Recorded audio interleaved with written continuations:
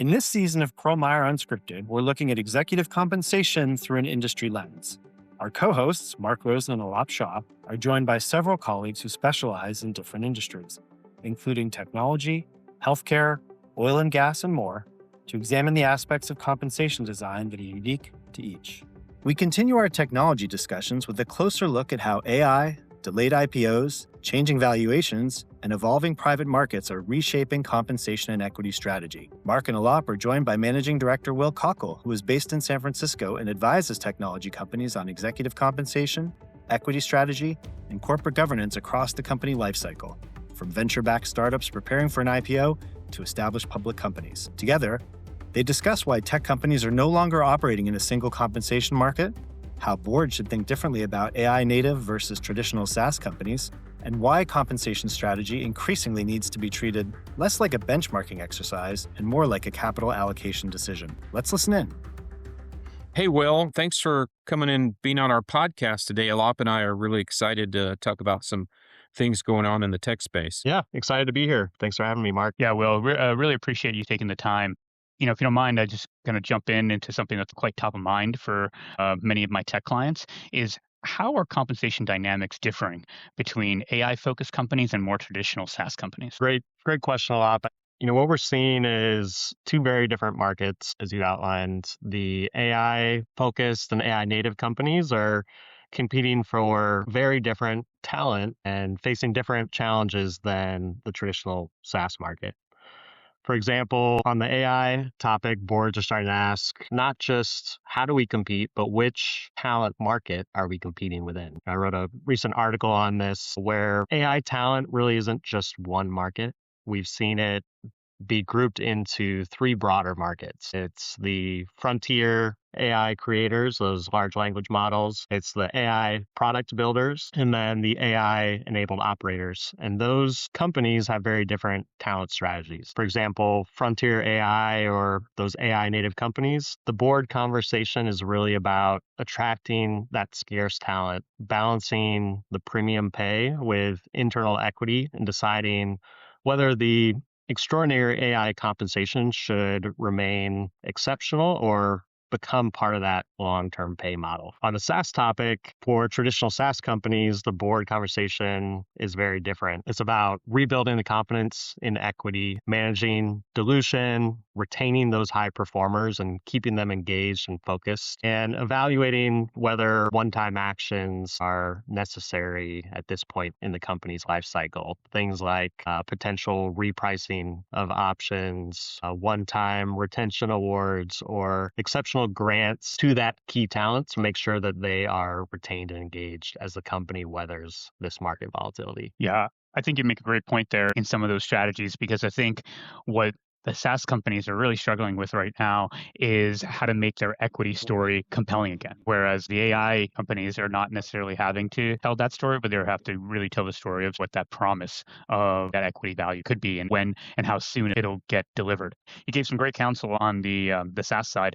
Any specific counsel for the AI companies? For the AI companies, it's number one, determining where they want to compete. Are they going after those 10x employees, those engineers that are going to truly transform the company? And in that case, it may make sense to have these exceptional pay programs. A trend that we're seeing, even with those top of market programs, is moving away from strictly time-based guaranteed to really focusing on outcomes and performance-based awards. So, Will, how do you think the boards should think about this? What questions should they be asking? Boards are starting to ask, how are we supposed to measure this investment in exceptional talent? Is it product milestones? Is it customer adoption, revenue growth? Starting to put in place some kind of performance measures that are going to ensure that those exceptional hires are being rewarded for the actual outcomes. Will, I think the point that you're making on performance accountability is really a strong one, because what's definitely happening in this marketplace, and it's something that we've seen in different cycles, is significant thirst for talent and a willingness to throw a lot of dollars that way, but very little of performance accountability.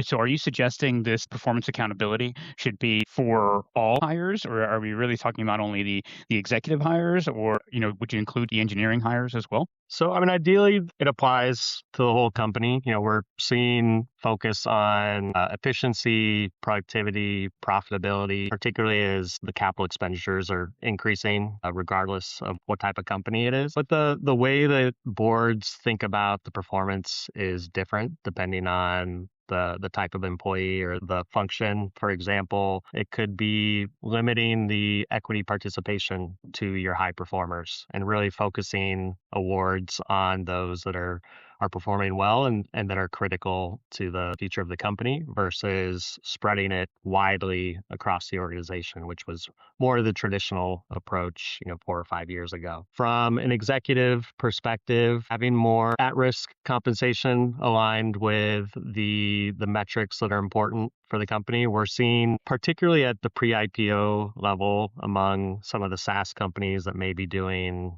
some more transformation type work at the company, having broader performance-based equity across the executive team that typically in the past was reserved for founder CEOs or kind of limited until that company was public. So there's more focus on holding the executive team accountable for the performance of the company, not just the value of the equity. Hey, Will, I come from a little bit more conservative bent, and I think a lot of directors are uncomfortable with some of the differentiation between folks within, the internal equity issue as we see some larger and larger grants, specifically long-term incentives and equity grants to some people. As a director, how do you counsel the directors on these issues and the blowing up the internal equity, if you will? Yeah, I think from the internal equity perspective, there's a couple different approaches. Some companies will say this group is truly our transformational team that needs to have additional incentive or some kind of premium in place to attract and retain them. And in that situation, we see companies apply maybe 10, 20, 30% premium often to the new hire equity awards. And so that gets them in the door and then treat them more traditionally, as they say at the company. The other potential approach would be providing some kind of performance-based pool for that team. And that's going to create some inequities, but it also creates some competition at the company and it brings the highest performing talent to that team. But the underlying theme there is doing something that is not programmatic and it's kind of a one-time bump in the compensation so that you don't have those long-lasting inequities among the team. Yeah, and Will, I think like one of the ideas that you have there about this pool and that it's performance based, I think helps deal with some of that internal pay equity that Mark mentioned, because in effect, it allows for justification, right, of those higher dollar values because there's some performance attached to it. So individuals in the organization that are maybe not part of that special pool can at least look to that and say, well, they deliver on the results and that's why the compensation is where it's at. Exactly. It's getting that product released, getting users adopted, having concrete milestone-based performance criteria can certainly help that. Yeah. Just wanted to drill down a little bit more on what's going on with SaaS companies. We've seen this before, this type of disruption and market volatility that's happened in the sector. Any counsel on how these SaaS companies can navigate this point in time? There's some uniqueness because they are competing with the AI companies for talent, but really this has happened before and it would be great to hear what are sort of tried and true ways to navigate. Yeah, my counsel to clients in that situation is to really take a step back and reevaluate the compensation philosophy. Who are we competing with? Has that changed? Where do we want to be positioned in those markets? Most of those SaaS companies are taking a fresh look at their compensation philosophy and reevaluating if what they've been doing historically still makes sense today. And spending that extra time on really developing the right peer group and market to understand where they need to be and where they need to be competing. Can we get some real life examples? Yeah. As we look at the IPO market, it's reopening in 2026, but very selectively. It's those high-flying, established large companies that are going public. And a lot of those SaaS companies that raised capital 4 or 5 years ago, have depressed valuations, are continuing to push out their IPO timeline. And so they, in 2022, 2023, we're on that 2-year IPO timeline. And now we're in 2026, and it's still continuously 2 or 3 years out.